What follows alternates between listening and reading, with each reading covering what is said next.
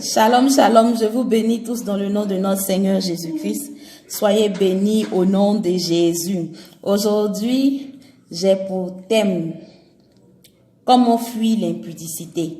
Pourquoi fuir l'impudicité? Et pour finir, fuyons l'impudicité. Ok.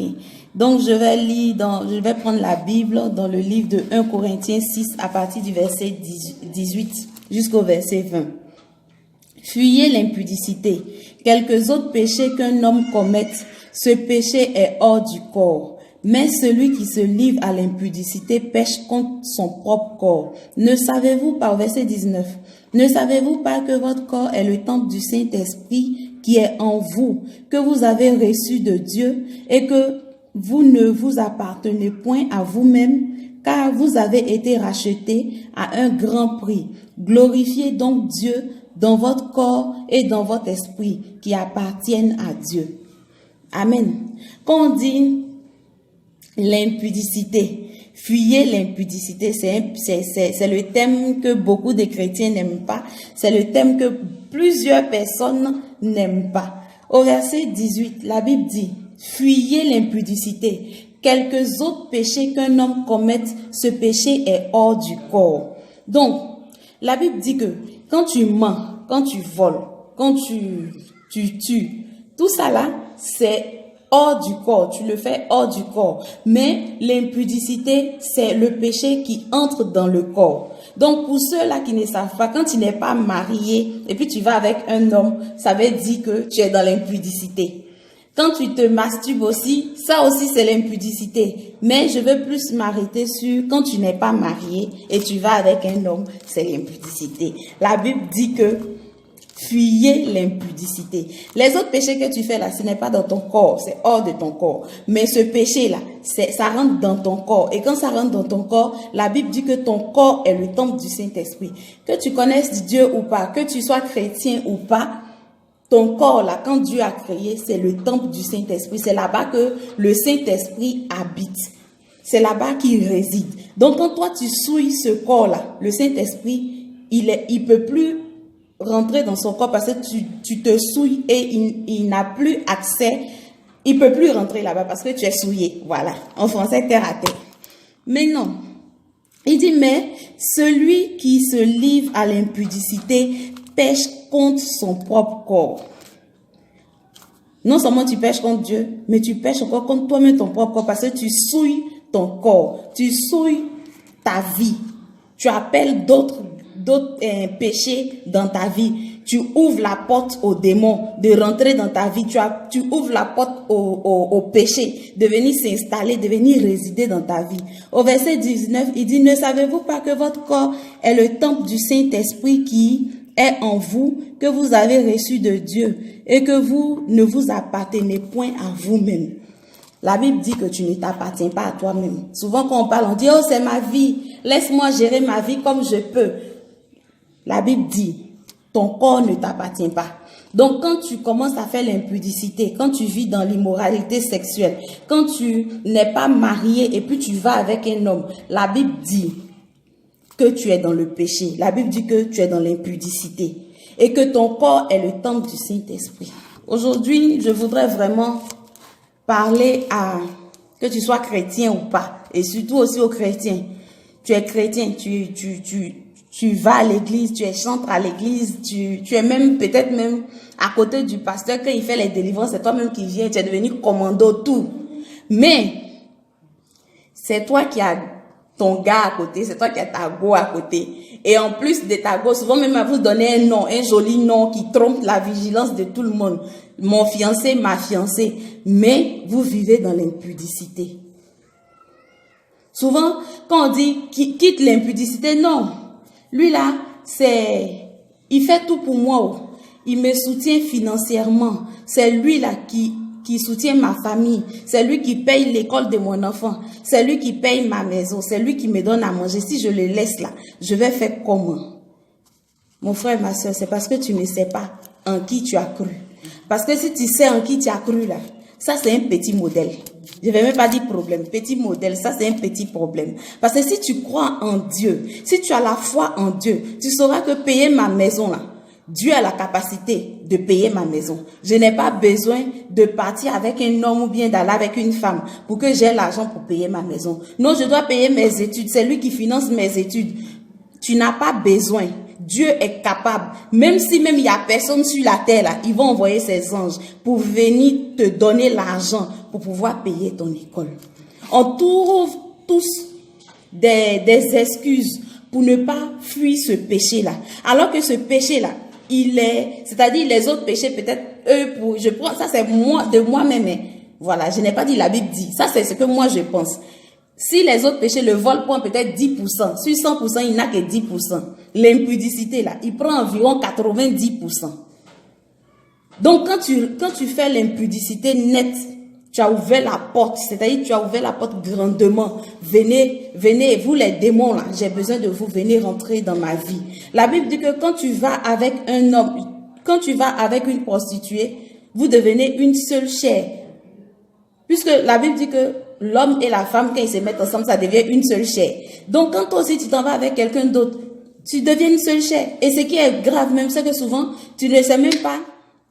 Cette personne-là, il est comment? Il a quel esprit? Tu le vois, il est joli, pourtant derrière là, je ne sais pas comment je vais le décrire. Derrière là, souvent même c'est même pas l'homme. Souvent aussi là, c'est la sirène des eaux. C'est cette personne-là qui vient. Tu l'as vu tellement beau gosse que tu dis voilà, il faut que j'aille avec lui parce que je peux pas le laisser. Puis il fait tout pour moi. Je ne peux pas je veux pas le quitter, ma chérie.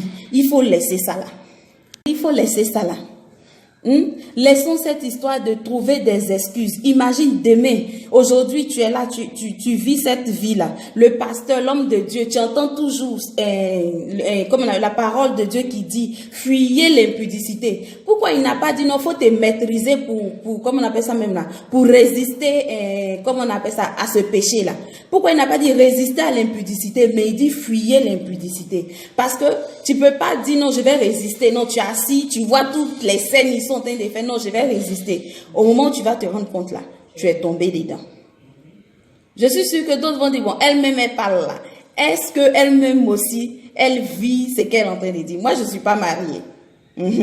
Donc, je ne suis pas mariée, mais je vis ce que je dis. Parce que je ne peux pas venir dire à quelqu'un, fuis l'impudicité, et puis moi-même, je suis dans l'impudicité. Non. Souvent les hommes disent, surtout sur les réseaux sociaux, quand souvent les chrétiens mettent ce genre de thèmes-là, ils disent, oh, ce sont des conneries. Une fois même, ils ont eu à m'insulter sur Facebook, que oui, comme moi, je dis des bêtises, une personne ne peut pas rester même 3 mois sans avoir des rapports sexuels. Une femme ne peut pas rester 6 mois, voire 1 an.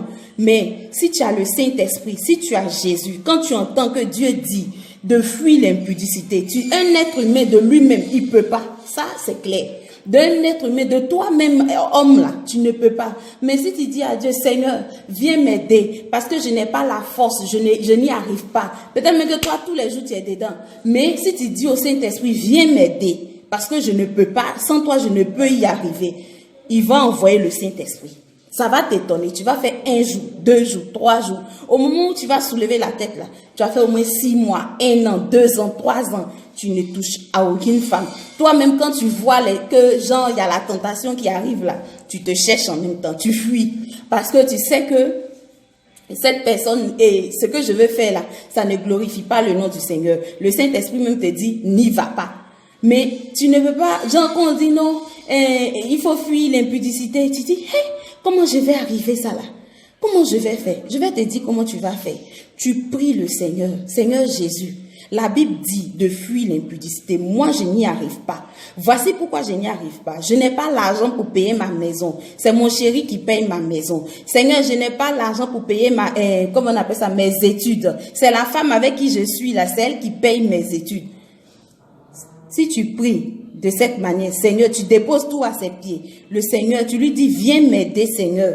Parce que si je ne suis plus avec cette personne-là, je ne sais pas comment je vais faire pour payer. Je ne sais pas comment je vais faire pour évoluer. Je ne sais pas comment je vais faire pour survivre. Mais viens m'aider. Si tu l'appelles là, il va venir. Tu seras là comme ça, les gens qui t'ont oublié là, le Seigneur va mettre dans leur cœur de venir te bénir. Le Seigneur va mettre dans leur cœur de venir prendre, ils vont venir te dire, ah, le Seigneur m'a mis à cœur de payer toutes tes études, toute l'année là. Tu fais quoi? Il faut me dire. Et puis la personne paye, il n'y a rien de vous. C'est la grâce de Dieu qui fait ça. Si tu le mets à l'épreuve, tu lui dis, Seigneur, c'est sur toi je compte. La Bible dit de fuir le péché. J'ai décidé de fuir le péché. J'ai décidé de fuir l'impudicité. C'est vrai que je n'aurai plus quelqu'un pour payer quoi que ce soit pour moi. C'est vrai que, voilà, ma vie là, je serai plus à l'aise comme j'étais. Mais j'ai confiance en toi. Je mets ma confiance en toi. Je sais que tu vas pas me laisser comme ça. Et puis tu regardes ce que Dieu va faire.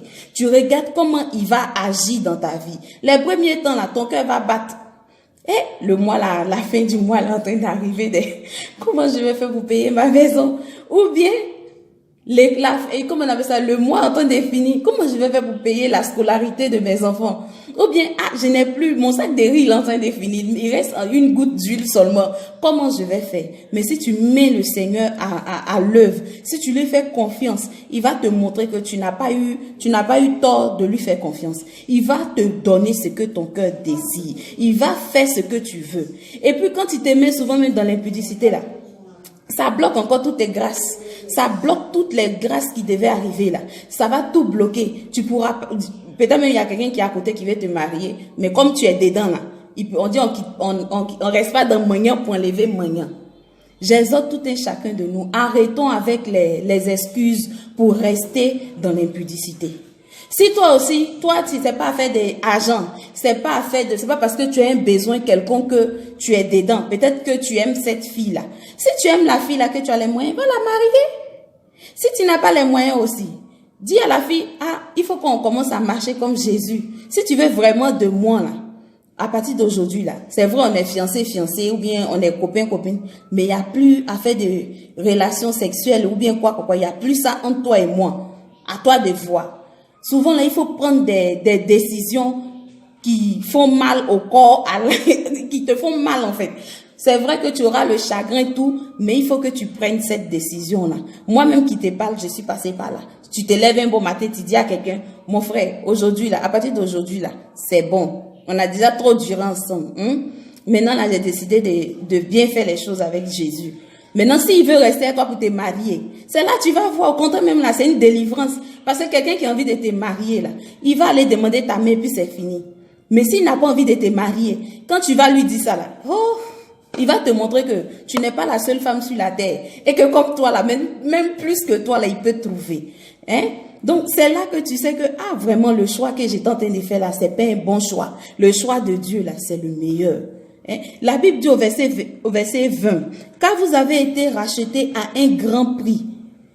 Si tu ne sais pas ce que ça veut dire quand il dit grand prix là, Dieu a donné son Fils unique pour que tu sois sauvé, pour que tu aies la vie éternelle. Maintenant, si toi, le grand prix, le sacrifice que Dieu a fait, tu dis non, toi à cause de goumé, ou bien à cause de la jolie fille là, tu peux pas laisser la jolie fille là pour le grand prix que Dieu a payé pour sauver ta vie. Imagine le scandale que ça crée dans toi-même. Quand tu vas venir devant Dieu au dernier jour, tu vas lui dire quoi? Seigneur, je l'aimais trop. C'est pour cela que je n'ai pas voulu arrêter l'impudicité. Donc j'exhorte chacun de nous, que chacun vienne, que chacun se rapproche de Dieu. Arrêtons les excuses. Chacun de nous, on a des excuses pour, comment on appelle ça, pour ne pas fuir ce péché-là. Même que toi, chaque jour, il faut que tu sois dedans. Ça, c'est un démon qui est en train de te fatiguer. Et quand c'est un démon là, on le chasse. On le chasse au nom de Jésus. Tu lui dis au nom de Jésus, à partir d'aujourd'hui là, je ne veux plus de toi dans ma vie. Je ne vais plus faire ce que toi tu veux là. Je ne vais plus faire. Si tu n'y arrives pas, tu dis Seigneur Jésus, viens m'aider. Jésus là, il est le bien. Le corps, l'homme, l'être humain là, il est le mal. C'est le bien qui vient rentrer dans le mal pour chasser le mal. Et quand le bien vient s'asseoir, il t'aide à arriver à faire ce que tu n'arrives pas à faire. Si tu vis dans l'impudicité, si chaque jour, toi, tu dois être avec un homme ou bien tu dois être avec une femme. Si tu n'as pas fait, tu peux pas dormir. Tu dis à Jésus, ça c'est le mal qui est en train de te fatiguer. Il faut dire à Jésus, Jésus, viens m'aider, je t'appelle parce que je ne peux pas résister. On dit que tu es le bien. tu es la lumière et que quand la lumière arrive, les ténèbres disparaissent. Viens dans ma vie pour que ce ténèbre-là disparaisse. Mais en toute chose, il faut prendre conscience aussi de ce qui se passe dans ta vie. Si tu ne prends pas conscience de ce qui se passe dans ta vie, tu ne vas pas savoir que ce que tu vis là, c'est pas bon. Il faut que déjà même tu t'asseyes et que tu commences à réfléchir pour voir, est-ce que ma vie là, pendant que je suis même en train de te parler, commence à regarder dans ta vie. Est-ce que, voilà, comment on appelle ça, je suis pas dans l'impudicité. Aujourd'hui, tu aspires à quelque chose, tu veux te marier, mais tu es dans Magnan. Tu veux pas quitter dans Magnan, là. Comment les choses vont se passer? À moins que peut-être Dieu t'a fait grâce, quand tu as dit, quand le monsieur va te dire, oui, je vais te marier. Ou bien quand tu parles un peu, il dit, allons, je vais te marier. Ou bien le Seigneur même te fait la grâce. Avant même que tu vas parler, il s'en va te marier. Mais si tu n'as pas marié, vous êtes dedans. Imagine demain, Jésus vient. À quelques instants, Jésus revient. Tu fais comment? Qu'est-ce qui va se passer? Tu vas rester. Alors que nous tous, on vit pour pouvoir voir le royaume de Dieu demain. On vit pour pouvoir voir la gloire de Dieu demain. Chacun de nous veut voir à quoi Dieu ressemble. Mais si toi, tu ne laisses pas impudicité là, comment tu vas faire pour savoir à quoi Dieu ressemble? Actuellement, la personne a déjà vu Dieu, mais il faut qu'on arrive déjà à montrer à Dieu que Seigneur, tu nous plais vraiment. Hein? On veut savoir comment tu es. Mais pour savoir comment tu es, il faut commencer à vivre la parole de Dieu. Il faut commencer à marcher selon ce que 1 Corinthiens 6, verset 18 dit. Fuyez l'impudicité. Il faut qu'on fuit l'impudicité. Il faut qu'on fuit l'impudicité. Faut pas prendre les problèmes que tu traverses là. Ne prends pas ces problèmes-là comme une grandeur pour ne pas fuir ce péché-là. Si tu dis à Satan que Satan, tu es petit, tu dis à l'impudicité, tu es petit, Jésus peut me libérer de toi, il va partir au nom de Jésus. Amen, amen. Donc j'incite vraiment toute personne qui vit qui vit cette situation difficile-là, qui vit l'impudicité, qui n'arrive pas à se libérer de cet esprit-là. Je t'invite, mon frère, je t'invite, ma soeur, à appeler Jésus. Tu lui dis, le bien que tu es là, viens dans ma vie pour chasser ce mal-là. Je veux marcher comme tu veux, mais la situation que je vis fait que je ne peux pas, je n'arrive pas parce que j'ai peur, mais je mets ma confiance en toi. On va essayer. Tu peux même dire ça. Tu peux dire, on va essayer. Hein? On va essayer. Je vais essayer de fuir l'impudicité là. Je vais faire ça sur 3 mois et puis je vais voir ce que tu vas faire. Si tu me montres que si je suis pas avec le monsieur là, tu peux faire là. Pendant ces 3 mois là, si j'ai vu que tu as fait, je laisse ça pour de bon. Tu vas voir, Dieu ne garde pas son nom. Il garde pas son nom. Tu vas voir qu'il va te montrer. Le diable va vouloir te laisser. Genre 1 mois, il va vouloir te mélanger. Mais si tu résistes jusqu'au 2e mois, 3e mois, tu vas voir que Dieu là, sa puissance, on ne joue pas avec. Amen, amen. Soyez bénis tous dans le nom de notre Seigneur Jésus. Que ce message-là fasse du bien à quelqu'un. Abonnez-vous massivement. Abonnez-vous à ma page YouTube. Aimez, likez, tout. Partagez. Je vous bénis tous dans le nom de notre Seigneur. Bisous, bisous. Bye.